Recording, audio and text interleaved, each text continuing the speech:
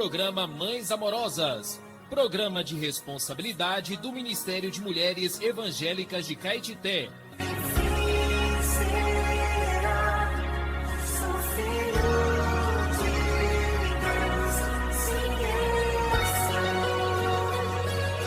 Queridas irmãs em Cristo, está iniciando o programa Mães Amorosas, o Ministério de Mulheres da Igreja em Caetité. Este programa é feito com muito amor e carinho, especialmente para você. Graças a Deus, dia 26 de junho, estamos aqui para desfrutarmos juntas do programa Mães Amorosas, a Palavra de Deus. E logo no início, nós oferecemos a vocês provérbios, palavras de sabedoria. E o provérbio de hoje diz assim: quem retém as palavras possui o conhecimento, e o sereno de espírito é homem de inteligência. Provérbios 17, 27. Temos como título: ouvir é mais sábio que falar. Esse texto é da autoria do irmão Pedro Dong. Na minha mocidade eu era rápido em expor as minhas ideias, em mostrar o meu conhecimento. Fui muito ajudado por meu pai, que dizia haver mais sabedoria em saber ouvir do que ser precipitado no falar. Até o astuto, quando se cala, é tido por sábio, e o que cerra os lábios por sábio. Tiago nos ensina com muita sabedoria. Todo homem, pois, seja pronto para ouvir, tardio para falar, tardio para se irar. Tiago 1,19. Engana-se quem acha que no muito falar está a sabedoria. Há ditado popular que diz assim: quem fala muito dá bom dia ao cavalo, ou o peixe morre pela boca. Jó falou por longos discursos e discussões com os seus 3 amigos, com o objetivo de se justificar e fazer as suas queixas contra Deus. O próprio Deus lhe apareceu perguntando: quem é este que escurece os meus desígnios com palavras sem conhecimento? Jó 38:2. E, acaso, quem usa de censuras contenderá com o Todo-Poderoso? Quem assim argue a Deus, que responda. Jó 14:2. Quando ele finalmente se calou, Deus o iluminou. Por fim reconheceu: na verdade, falei o que não entendia. Coisas maravilhosas demais para mim, coisas que eu não conhecia. Escuta-me, pois havias dito, e eu falarei. Eu te perguntarei, e tu me ensinarás. Eu te conhecia só de ouvir, mas agora os meus olhos te veem. Por isso me abomino e me arrependo no pó e na cinza. 42:3-6. Ó Senhor Jesus, ensina-nos a te ouvir. Amém. Precisamos pedir ao Senhor, que esse dom de ouvir para depois falar, é bíblico. Ouvir primeiro e depois falar. Bom dia, queridas ouvintes. Até amanhã com mais provérbios, se assim o Senhor nos permitir.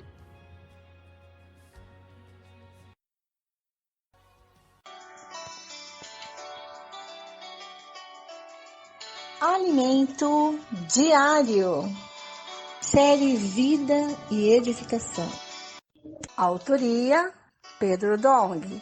Leitura Maraísa Garcia. Leitura Aline Alves de Moura. Leitura Lauriene Jesur.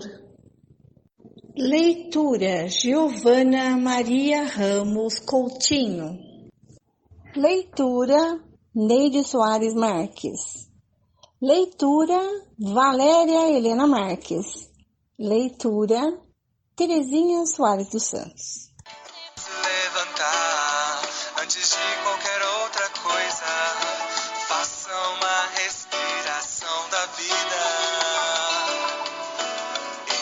invocando profundamente o nome do Senhor Jesus.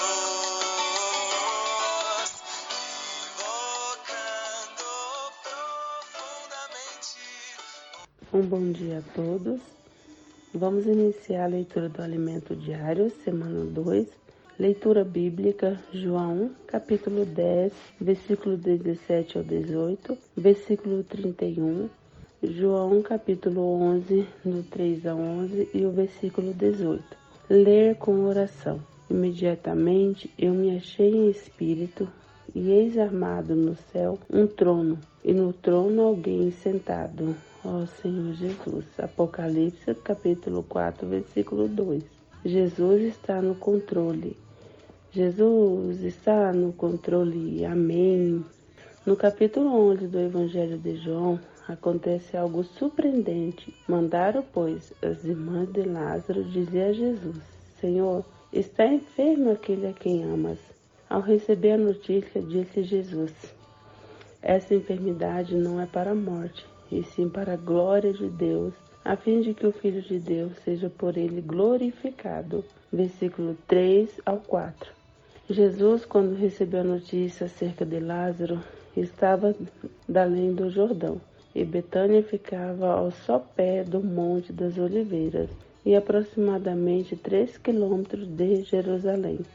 Versículo 18. Para chegar lá, ele despenderia bastante tempo, pois teria de atravessar o Rio Jordão e enfrentar longa subida até Betânia. Mesmo amando Lázaro, Jesus não partiu imediatamente, porque sabia que sua missão naquela cidade era para a glória de Deus. Ora, amava Jesus, a Marta e a sua irmã e a Lázaro. Quando, pois, soube que Lázaro estava doente, ainda se demorou 2 dias no lugar onde estava. João, capítulo 11, versículo dos 5 ao 6. O que aconteceu com Lázaro foi algo que impactou muito a região da Judéia, porque após a ressurreição dele, muitos creram no Senhor Jesus. Ele é quem sabia o momento certo de ressuscitar Lázaro. Jesus ama e guarda os seus, e ninguém os pode arrebatar da sua mão. Aleluia! Depois de 2 dias, Jesus chamou seus discípulos para voltar à Judéia, a região onde ficava Jerusalém e Betânia. Pois disse aos seus discípulos: vamos outra vez para a Judéia. Disseram-lhe os discípulos: Mestre, ainda agora os judeus procuravam apredejar-te e voltar para lá? Respondeu Jesus: não são 12 as horas do dia? Se alguém andar de dia, não tropeça, porque vê a luz deste mundo.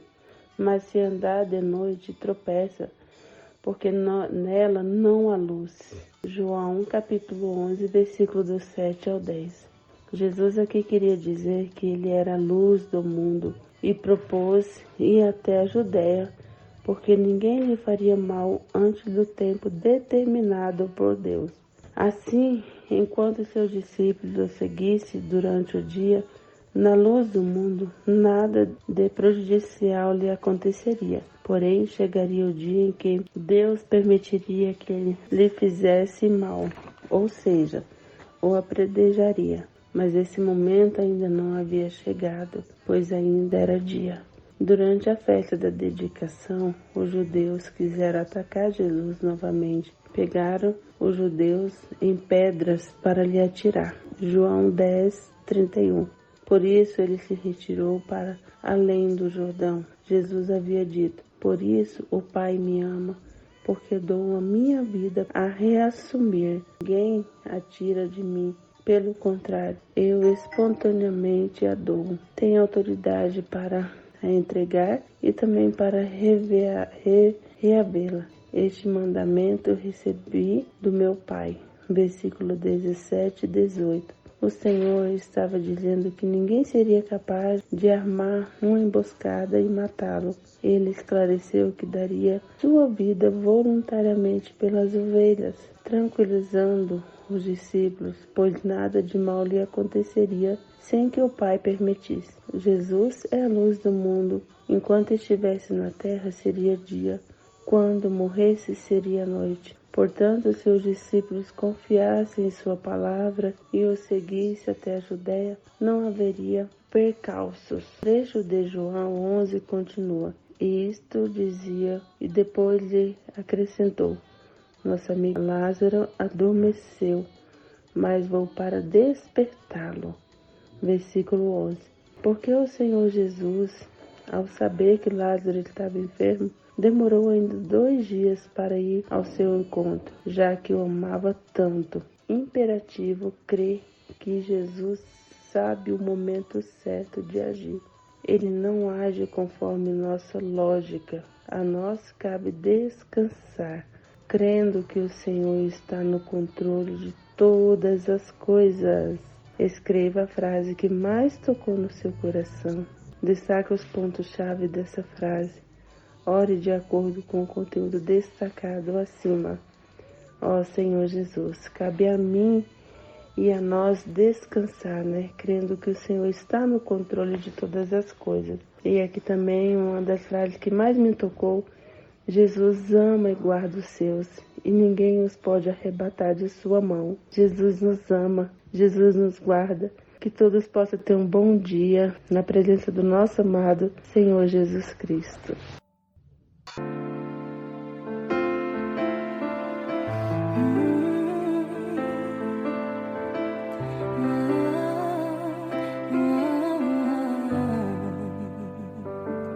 Tua sã palavra chove sobre mim e meu coração se abre para ti.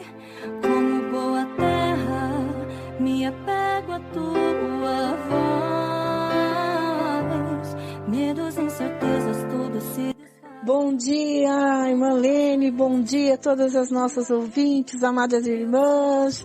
Graças ao Senhor, estamos desfrutando dessa palavra viva que está trabalhando no nosso interior todos os dias, nos transformando, a imagem de nosso Senhor Jesus Cristo.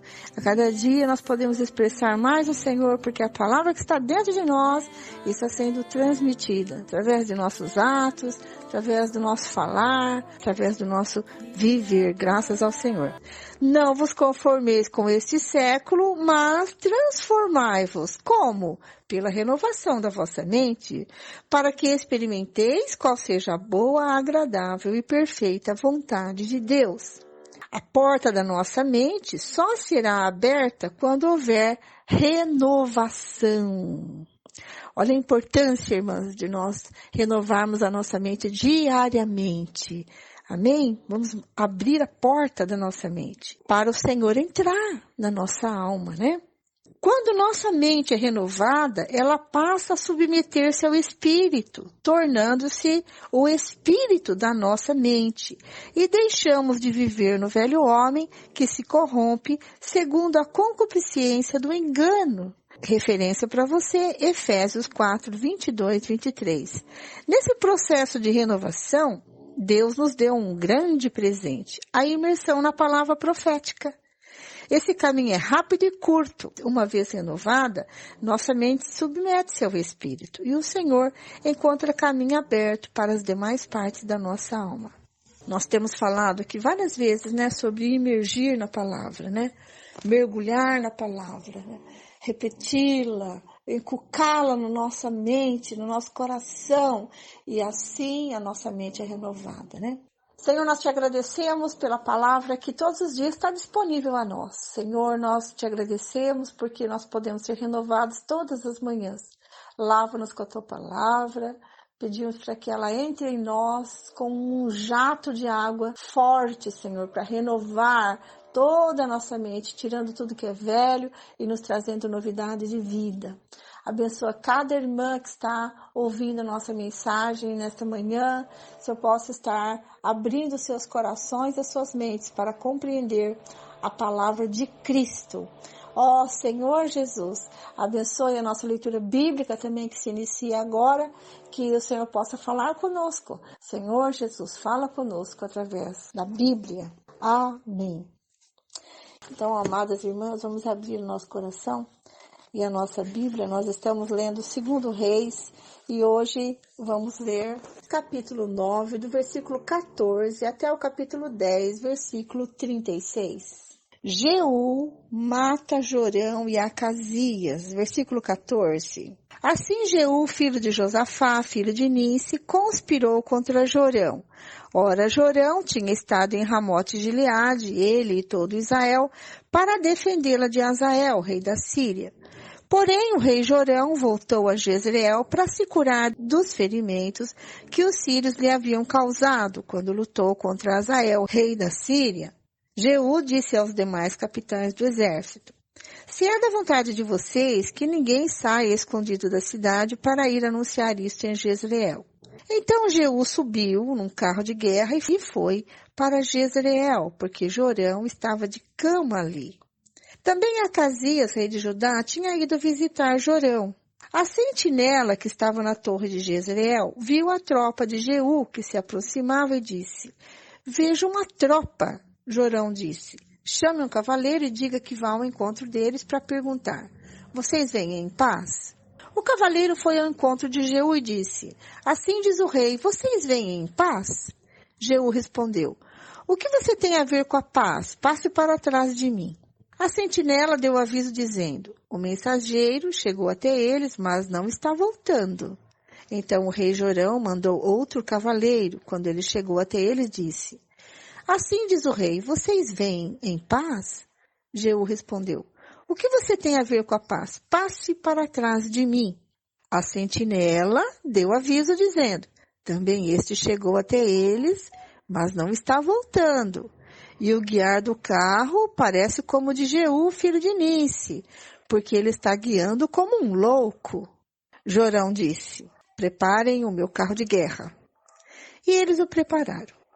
Jorão, rei de Israel, saiu, e Acasias, rei de Judá, foi com ele, cada um em seu carro de guerra. Foram ao encontro de Jeú e o acharam no campo de Nabote, o jezreelita. Ao ver Jeú, o rei Jorão perguntou: Jeú, você vem em paz?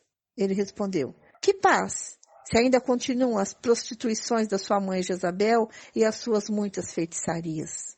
Então Jorão deu meia volta e fugiu, gritando para Acasias: é uma traição, Acasias! Mas Jeú entesou o seu arco com toda a força e atingiu Jorão entre os ombros. A flecha atravessou o coração e ele caiu morto no seu carro de guerra. Então Jeú disse a Abidcar, seu capitão: levante-se e jogue-o no campo, que era de Nabote, o jezreelita. Lembre-se de que, quando eu e você juntos vínhamos andando a cavalo atrás de Acabe, o pai de Jorão, o Senhor Deus, pronunciou contra ele esta sentença: tão certo como vi, ontem à tarde, o sangue de Nabote e o sangue de seus filhos, diz o Senhor, assim nesse campo eu darei a retribuição que você merece, diz o Senhor. Agora, pois, pegue-o e jogue-o nesse campo, segundo a palavra do Senhor. À vista disto, Acasias, rei de Judá, fugiu pelo caminho de Bet-Agã, mas Jeú o perseguiu e disse: matem também a este.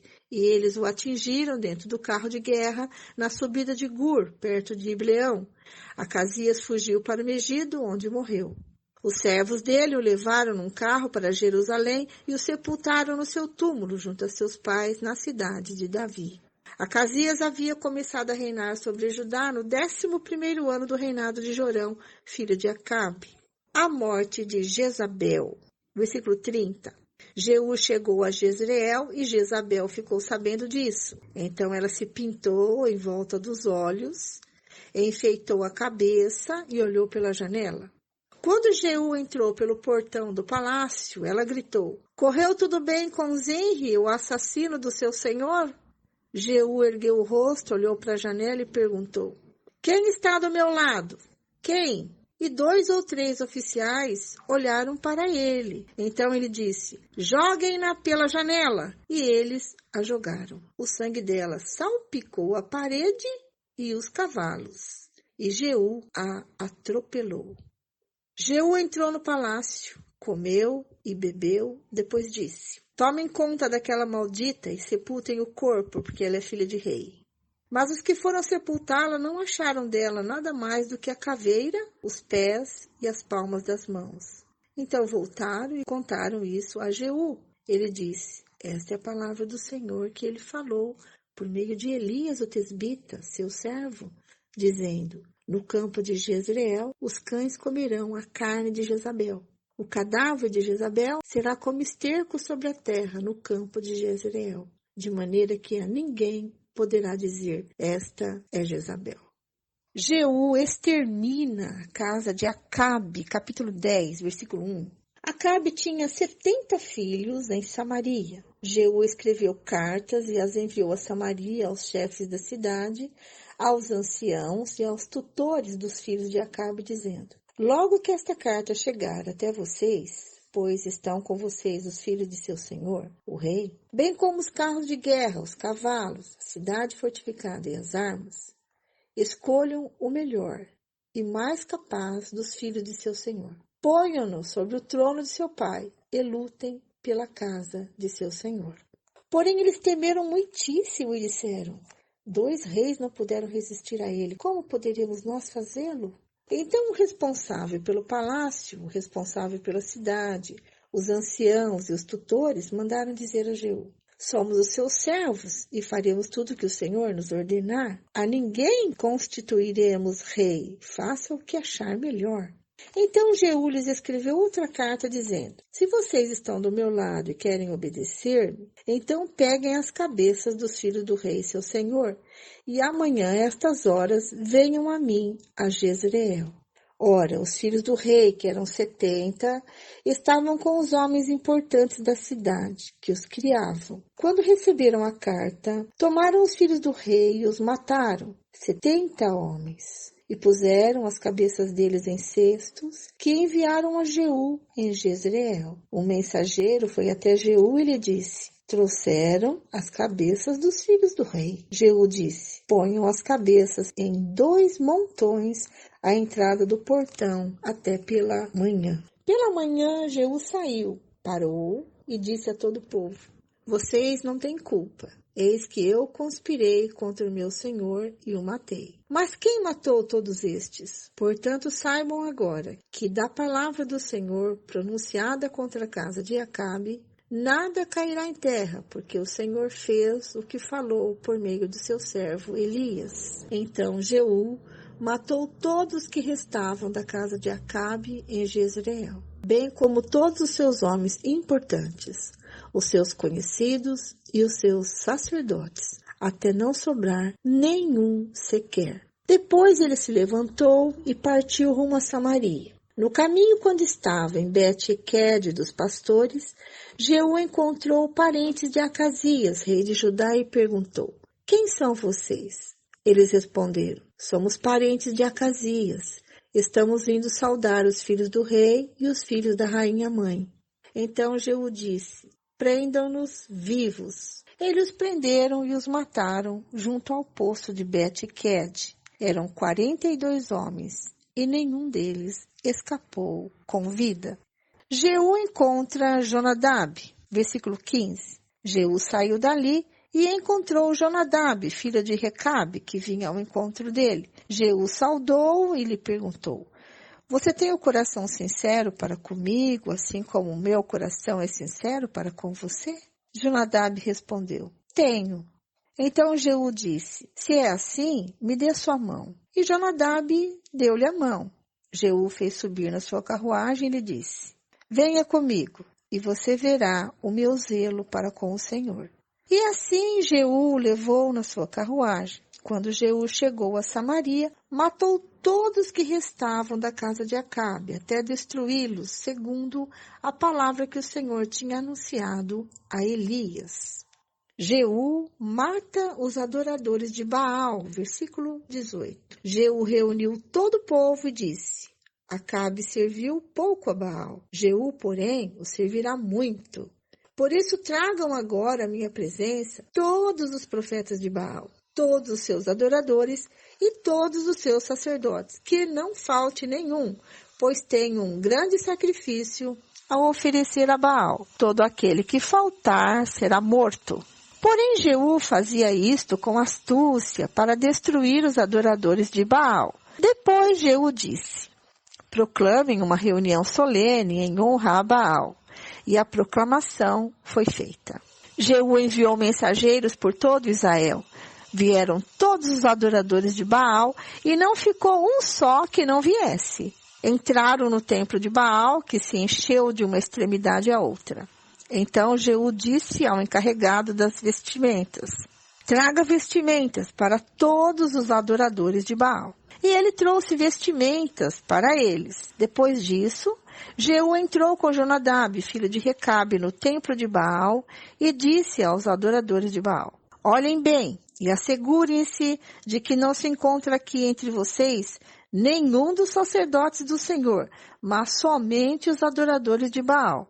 E quando eles entraram para oferecer sacrifícios e holocaustos, Jeú colocou do lado de fora 80 homens e disse-lhes: se escapar algum dos homens que eu entregar nas mãos de vocês, aquele que o deixou escapar pagará por isso com a sua própria vida. Logo que acabou de oferecer o holocausto, Jeú ordenou aos guardas e aos capitães: entrem e matem todos, não deixem que nenhum escape. E eles os mataram a fio de espada. Os guardas e os capitães os lançaram fora. Depois entraram no mais interior do templo de Baal. Tiraram as colunas que estavam no templo de Baal e as queimaram. Também destruíram a coluna de Baal e derrubaram o templo de Baal, transformando numa latrina que existe até o dia de hoje. Assim Jeú acabou com o culto a Baal em Israel. Mas Jeú não se afastou dos pecados de Jeroboão, filho de Nebate, que este levou Israel a cometer, a saber, dos bezerros de ouro que estavam em Betel e em Dan. Por isso o Senhor disse a Jeú: visto que você fez bem em realizar o que é reto aos meus olhos, e fez com a casa de Acabe, segundo tudo o que era do meu propósito, os seus filhos até a 4ª geração se assentarão no trono de Israel. Mas Jeú não teve cuidado de andar de todo o seu coração na lei do Senhor, Deus de Israel, nem se afastou dos pecados que Jeroboão levou Israel a cometer. A morte de Jeú, versículo 32. Naqueles dias, o Senhor começou a diminuir os limites de Israel. O rei Hazael conquistou todo o território, desde o Jordão para o nascente do sol, toda a terra de Gileade, os Gaditas, os Rubenitas e os Manassitas, desde Aroer, que está junto ao vale de Arnon, a saber, Gileade e Bazã. Quanto aos demais atos de Jeú e a tudo que fez e todo o seu poder, não está tudo escrito no livro da história dos reis de Israel? Jeú morreu e foi sepultado em Samaria, e Jeoacás, seu filho, reinou em seu lugar. Jeú reinou sobre Israel em Samaria 28 anos. Vamos aos nossos comentários. Amadas, vocês se lembram que Jeú, no capítulo 8, foi ungido, por um profeta que Eliseu mandou até ele, em Gileade, para ungir o rei. E isso foi feito secretamente. Quem era Jeú? Era um guerreiro, um comandante em Ramote Gileade. Jeú se fortaleceu para guerrear contra os 2 reis, de Judá e de Israel. E porque ele era ungido de Deus, ele venceu a guerra e tomou posse do trono. Jeú tramou com seus colegas oficiais a fim de impedir que alguém fosse a Jezreel alertar o rei. Em seguida, ele juntou assim um grupo de soldados para tomar o trono. O termo companhia, usado para descrever a aproximação do grupo de Jeú, poderia se referir a uma impetuosa multidão, certo? Não é de se surpreender Jorão enviasse um oficial para investigar se aquela visita que ele estava fazendo era de paz. Embora o termo para cavaleiro pudesse ser usado tanto para condutores de carruagens como para cavaleiros, as carruagens eram mais apropriadas para essa tarefa. A rapidez com que o mensageiro se alinhou detrás de Jeú, sinalizando uma mudança de lealdade, revelou que a lealdade pessoal ao rei Jorão era tão superficial em Jezreel quanto tinha sido em Ramote Gileade. O enviado chegou até ele e disse: é de paz? Ele disse: que paz? Ponha-se atrás de mim. E ele obedeceu. Então isso mostrava que ele era um líder convincente. Após o segundo cavaleiro ter passado para o lado de Jeú, o vigia achou que podia identificar o modo de guiar a carruagem como característico de Jeú. Então, reconheceu. Quem está dirigindo aí vem vindo como um louco e é a Jeú, né? Então, Jorão procedeu como um homem de bravura, né? Indo enfrentar o perigo. E o rei Acasias de Judá também deveria receber o mesmo crédito por acompanhá-lo. Então, eles decidiram, vamos lá, vamos enfrentar esse perigoso Jeú aí. E quando Jorão se aproximou de Jeú, perguntou, isso aqui é de paz? Ele disse, que paz que nada. Enquanto as prostituições da sua mãe Jezabel e as feitiçarias são tantas, você acha que eu vim em paz? Né? Então, ele percebe que ele foi traído e que pode ser morto, então ele foge. Esses eventos ocorreram perto do segundo palácio real, que era o Palácio de Verão, o lugar onde Nabote e seus filhos foram mortos. Jeú, lembrando-se do tempo em que ele e Bidkar, seu capitão, foram testemunhas desses homicídios, possibilitou o cumprimento da profecia ao jogar o corpo de Jorão na terra de Nabote. Lembra-se de Nabote? Ele tinha uma vinha, né? E o rei Acabe queria aquela vinha porque estava do lado do palácio dele. Então, Jezabel manda matar Nabote e Acabe toma posse dessa vinha. Mas o Senhor deixou registrado em 1 Reis, capítulo 21, 13 e 14, e também no capítulo 21, 19 e 24, e no 22, 37 a 38, que Nabote seria vingado. E essa profecia estava sendo agora cumprida, né? Jorão foi morto e jogado nas terras de Nabote. Judá era um aliado menor da dinastia de Acabe e também estava ligado a Acabe por casamento e pelo culto de Baal. Embora não tenha recebido ordens para tal, Jeú pode ter acreditado que não havia razão para fazer distinção entre purificar a terra da casa de Acabe e purificá-la da aparentada casa de Davi em Jerusalém. Tal foi o nível a que desceu a dinastia de Davi, né? Eles adoravam ídolos tanto quanto Israel. Os homens de Jeú perseguiram e feriram o rei Acasias na subida para Gur, junto a Ibleão. Depois de ferido, deixaram que Acasias fugisse para Megido, onde morreu. E você percebe que ele ainda foi enterrado na cidade de Davi, né? Por amor a este, certo? Jeú mata Jezabel, que foi mulher de Acabe e ainda tinha muita influência, né? Como rainha mãe. Então, quando ele levanta a cabeça e diz, tem alguém comigo? Então, aonde Jezabel estava, 3 pessoas ali que eram a favor dele. Então, obedecem a sua voz e a jogam janela abaixo e ele a atropela. Né? Depois, Jeú extermina toda a casa de Acabe, né? Matando os seus 70 filhos e também todos os parentes de Acasias, né, que estavam indo saudar o rei e a rainha Jezabel, né, não sabendo que todos já estavam mortos, né, e eles também são exterminados por Jeú. Jeú mata depois todos os adoradores de Baal. Então ele está fazendo uma limpeza ali, né? E usa uma estratégia trazendo roupas sacerdotais para eles, né?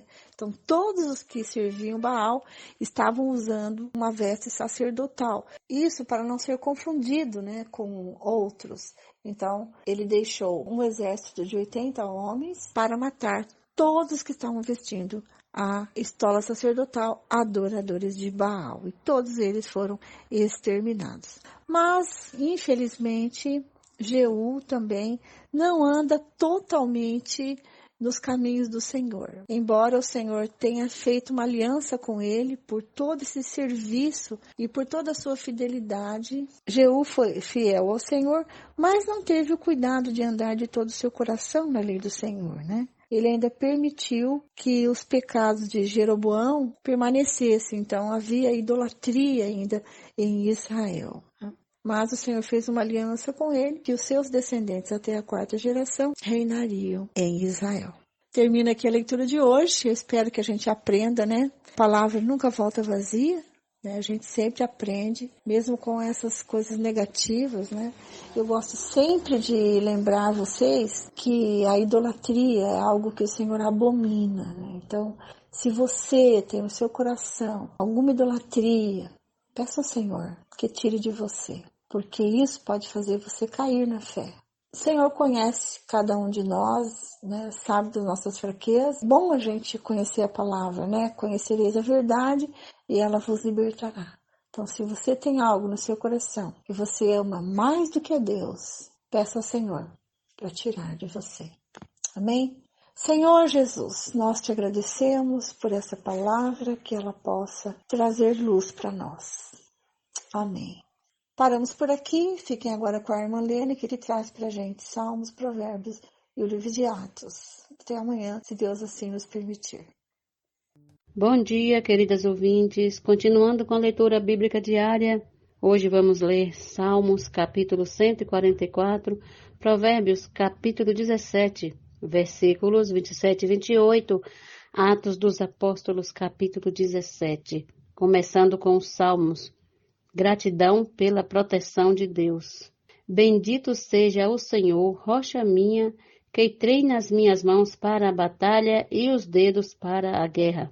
Ele é a minha misericórdia e a minha fortaleza, meu alto refúgio e o meu libertador. Meu escudo, aquele em quem confio e quem me submete o meu povo. Senhor, quem é o homem para que deles tens conhecimento, e o filho do homem para que o estimes? O ser humano é como um sopro, os seus dias são como a sombra que passa. Abaixa, Senhor, os teus céus e desce, toca os montes para que fumegam. Manda relâmpagos e dispersa os meus inimigos. Arremessa as tuas flechas para fazê-los fugir. Estende a mão lá do alto, livra-me e salva-me das muitas águas e do poder de estranhos, cuja boca profere mentiras e cuja mão direita é a mão direita da falsidade. A ti, ó Deus, entoarei um cântico novo, na lira de 10 cordas te cantarei louvores. É ele quem dá aos reis a vitória, quem livra o seu servo Davi da espada maligna. Livra-me e salva-me do poder de estranhos, cuja boca profere mentiras e cuja mão direita é a mão direita da falsidade. Que os nossos filhos sejam na sua mocidade como plantas viçosas e que as nossas filhas sejam como colunas esculpidas para um palácio. Que os nossos celeiros transbordem cheios de todo tipo de provisões, que os nossos rebanhos produzem a milhares e a dezenas de milhares em nossos campos, que o nosso gado seja fértil e as vacas não percam as suas crias. Não haja gritos de lamento em nossas praças.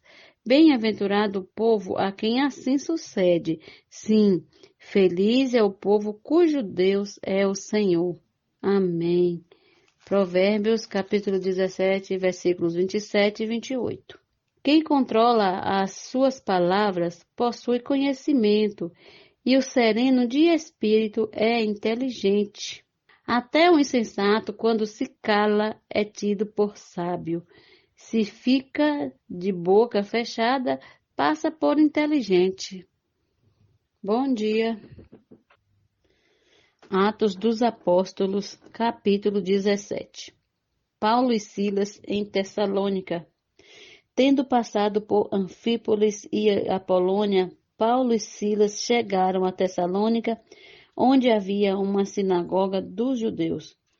Paulo, segundo o seu costume, foi procurá-los e por 3 sábados discutiu com eles a respeito das Escrituras, expondo e demonstrando ter sido necessário que o Cristo padecesse e ressuscitasse dos mortos.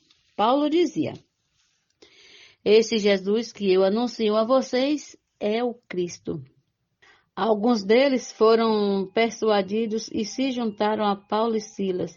O mesmo aconteceu com numerosa multidão de gregos piedosos e muitas mulheres importantes. Os judeus, porém, movidos de inveja, trazendo consigo alguns homens maus dentre a malandragem, reuniram uma multidão e provocaram um tumulto na cidade.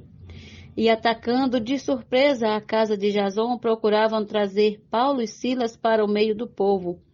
Porém, não os encontrando, arrastaram Jasão e alguns irmãos diante das autoridades, gritando: estes que promovem tumulto em todo o mundo chegaram também aqui. E Jasão os hospedou na casa dele. Todos estes agem contra os decretos de César, dizendo que existe outro rei chamado Jesus. Tanto a multidão como as autoridades ficaram agitadas ao ouvir estas palavras. Porém, depois de terem recebido deles a fiança estipulada, as autoridades soltaram Jasão e os outros. E logo, durante a noite, os irmãos enviaram Paulo e Silas para Bereia. Ali chegados, dirigiam-se à sinagoga dos judeus. Ora, esses de Bereia eram mais nobres do que os de Tessalônica, pois receberam a palavra com toda a avidez, examinando as Escrituras todos os dias para ver se as coisas eram de fato assim. Com isso, muitos deles creram, mulheres gregas de alta posição social e muitos homens. Mas logo que os judeus de Tessalônica souberam que a palavra de Deus era anunciada por Paulo também em Bereia, foram lá agitar e perturbar o povo. Então os irmãos fizeram com que Paulo fosse imediatamente para os lados do mar. Porém Silas e Timóteo continuaram em Bereia. Os responsáveis por Paulo levaram-no até Atenas e regressaram trazendo ordens a Silas e Timóteo para que fosse encontrá-lo o mais depressa possível. Enquanto Paulo os esperava em Atenas, o seu espírito se revoltava em face da idolatria dominante na cidade. Por isso, falava na sinagoga com os judeus e os gentios piedosos, também na praça, todos os dias com os que se encontravam ali. E alguns dos filósofos epicureus e etiópicos, estoicos, discutiam com ele, havendo quem perguntasse: que quer dizer esse tagarela? Outros diziam: parece pregador de deuses estranhos. Diziam isso porque Paulo pregava Jesus e a ressurreição. Então, tomando-o consigo, levaram-no ao Areópago, dizendo: podemos saber que nova doutrina é essa que você ensina? Pois você nos traz aos ouvidos coisas estranhas e queremos saber o que vem a ser isso. Acontece que todos os de Atenas e os estrangeiros residentes não se ocupavam com outra coisa senão dizer ou ouvir as últimas novidades. Então, Paulo, levantando-se no meio do Areópago, disse: senhores atenienses, percebo que em tudo vocês são bastante religiosos, porque, andando pela cidade e observando os objetos de culto que vocês têm, encontrei também um altar no qual aparece a seguinte inscrição: ao Deus desconhecido. Pois esse que vocês adoram sem conhecer é precisamente aquele que eu lhes anuncio. O Deus que fez o mundo e tudo o que nele existe, sendo ele Senhor do céu e da terra, não habita em santuários feitos por mãos humanas, nem é servido por mãos humanas, como se precisasse de alguma coisa, pois ele mesmo é quem a todos dá a vida, respiração e tudo mais. De um só homem fez todas as nações para habitarem sobre a face da terra, havendo fixado os tempos previamente estabelecidos e os limites da sua habitação, para buscarem Deus, se porventura, tateando, o possam achar, ainda que não esteja longe de cada um de nós. Pois nele vivemos, nos movemos e existimos, como alguns dos poetas de vocês disseram, porque dele também somos geração. Portanto, visto que somos geração de Deus, não devemos pensar que a divindade é semelhante ao ouro, à prata ou à pedra trabalhados pela arte e imaginação do homem. Deus não levou em conta os tempos da ignorância, mas agora Ele ordena a todas as pessoas em todos os lugares que se arrependam, porque Deus estabeleceu um dia em que julgará o mundo com justiça, pois por meio de um homem que escolheu, e deu certeza disso a todos, ressuscitando-o dentre os mortos. Quando ouviram falar de ressurreição de mortos, uns zombaram e outros disseram: a respeito disso, ouviremos você em outra ocasião. A essa altura, Paulo se retirou do meio deles. Houve, porém, alguns homens que se juntaram a ele e creram. Entre eles estava Dionísio, o Areopagita, uma mulher chamada Dâmaris, e com eles mais algumas pessoas. Este é o quadro Em Tudo Uma Lição. Sempre existe algo que podemos aprender com Taíka Saleb. Já estamos no tempo do fim. O que fazer neste período? Título de hoje: As 3 facetas da igreja.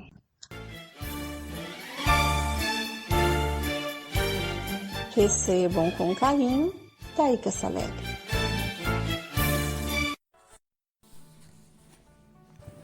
Achamos na Bíblia diversos conceitos para a igreja. Como a meta de Deus, a igreja é rica e abrangente. Podemos ver sua presença por todo o Antigo Testamento por meio de tipos e figuras. A lua, Eva, Rebeca, o tabernáculo, o templo, Rute e a própria nação de Israel são os seus melhores representantes. Mas no Novo Testamento temos sua realidade. Ela foi mencionada pela primeira vez pelo Senhor Jesus em Mateus 16:18 e torna-se real no livro de Atos. Dentre as muitas facetas da igreja encontradas no Novo Testamento, vamos destacar 3. Senhor, que a Tua luz brilhe para nós em relação à igreja.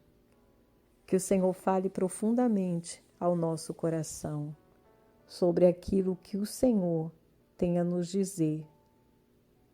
Fala, Senhor, e dá-nos ouvidos para te ouvir. Ó Senhor Jesus. Esse texto foi extraído do livro Já Estamos no Tempo do Fim. Posso orar por você, por sua vida, por sua família. Somos mulheres de oração. Posso orar por você? Estamos recebendo no nosso programa a nossa querida irmã intercessora Terezinha Soares dos Santos. Seja bem-vinda, amada irmã. Senhor Jesus. Cumprimento a todos, amados ouvintes, com a graça e a paz do nosso Senhor Salvador Jesus Cristo. Amém? Quero deixar aqui um versículo para a meditação dos irmãos, que está em 2 Coríntios, capítulo 11, versículo 3. Ó Senhor Jesus, devemos estar sempre atentos à astúcia da serpente, pois assim como enganou Eva, também quer corromper nossa mente e afastar-nos da simplicidade e pureza devidas a Cristo. Amém? Então, para não ser enganados, devemos seguir o exemplo do apóstolo Paulo, que não se guiava pelos padrões humanos. Hoje é o que o Senhor vem requerendo de nós também, Ó Senhor Jesus. Então, Satanás, ele quer confundir a nossa mente com sofismas, O que é sofisma? É argumento falso, Algo que nos induz ao erro, colocando na nossa mente dúvida. Mas a palavra profética, ela destrói toda altivez que se levanta contra o conhecimento de Deus. Olha que rico isso para nós. Ó Senhor Jesus, te damos graças pela palavra profética que destrói todas as fortalezas e toda altivez que se levanta contra o conhecimento de Deus, levando cativo todo pensamento à obediência de Cristo.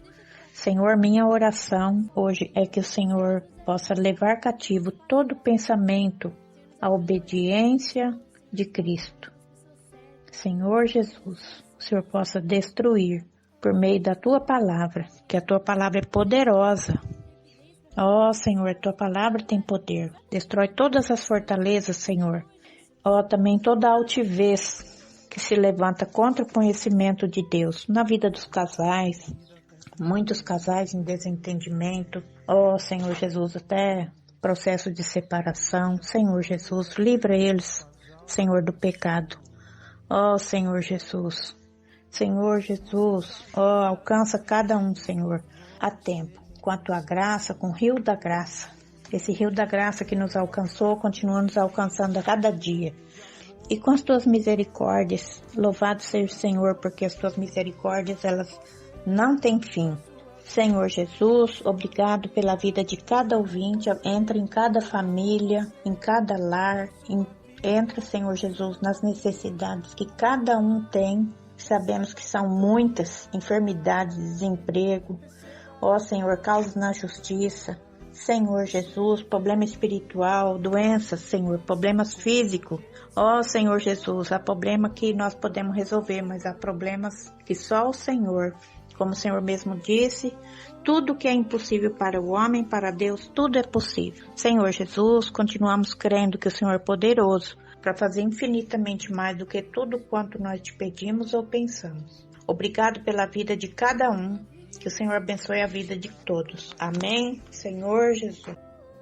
Senhor Jesus, eis que virás dos céus, surgiu